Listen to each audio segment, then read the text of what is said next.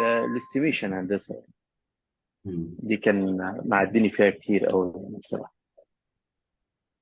ايه الحاجه تحديدا في الاستيميشن اللي فرقت؟ في حاجه كده دايما بتبقى معلمه مع الناس، فعايز اشوف هي نفسها ولا بتتغير.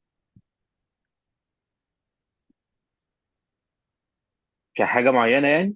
في حاجه في الاستيميشن، في حاجه معينه في الكام كاتيجوري كده بتوع الاستيميشن اللي احنا اشتغلناهم. يعني احنا اشتغلنا دايركت واشتغلنا اندايركت واشتغلنا اوفر هيدز والسيلنج برايس بتاعنا، صح كده؟ في حاجه بقى من ضمن دول كده بتبقى دايما معلمه مع الناس، ويعني ايه، بيبقوا هو مبسوطين. طبيعي الاندايركت ما لازم يعلي. مظبوط فعلا. يعني من غير كلام يعني ده اي حد.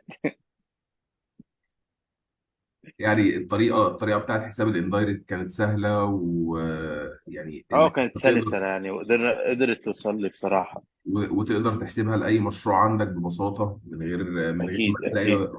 تلاقي، وتلاقيها كمان وبدات اطبقها في مشروع حاليا، يعني بدرس مشروع دلوقتي ان فبدات اطبق عليها الموضوع بصراحه. شاء الله. واكيد طريقه، لو اي حاجه وقعت مني اكلمك اكيد. طبعا طبعا في اي وقت. طريقه واقعيه وبتمثل الواقع طبعا. اكيد ان شاء الله.